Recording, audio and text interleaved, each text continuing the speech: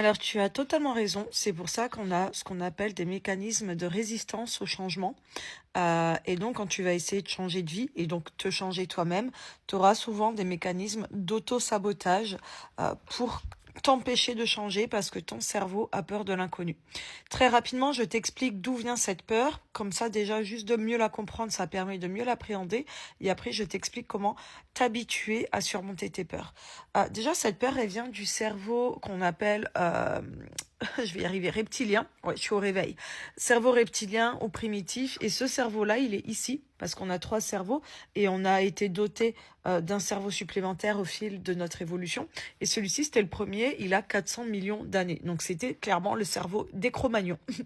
Et en fait, ce cerveau, c'était clairement un instinct de survie, donc c'était primitif. À cette époque-là, l'humain n'avait pas d'objectif de bonheur, n'avait pas comme ça, de rêve à accomplir. Son seul objectif, c'était survivre, se nourrir, se reproduire.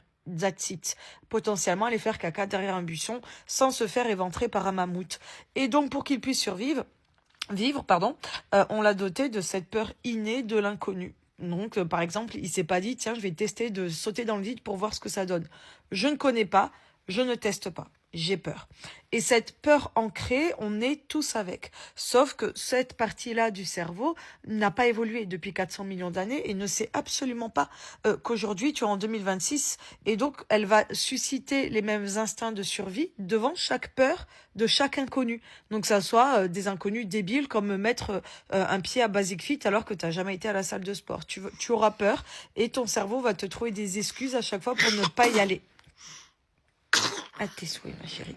Donc voilà, déjà c'est important de connaître d'où vient cette peur et qu'elle est là pour te protéger, mais en fait elle sait pas que tu es en 2026 et que tu risques pas la mort. Et maintenant pour la surmonter, il y a plusieurs choses.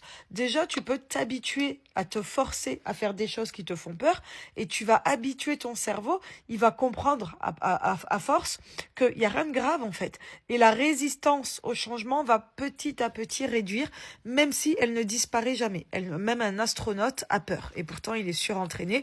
La peur fait partie du voyage. Donc déjà ça, t'habituer à faire les choses même en ayant peur. Maintenant que tu sais que c'est normal, qu'elle est là pour te protéger, mais qu'elle elle est innée, tu t'habitues à faire les choses tout en ayant peur, c'est ok. Et tu verras que pareil, ta résistance va baisser.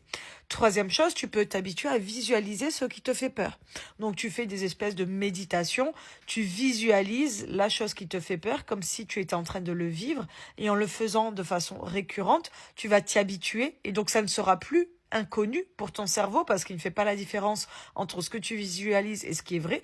Donc tu t'habitues à visualiser des choses qui te font peur jusqu'à ce que ton cerveau le traite comme quelque chose déjà vécu.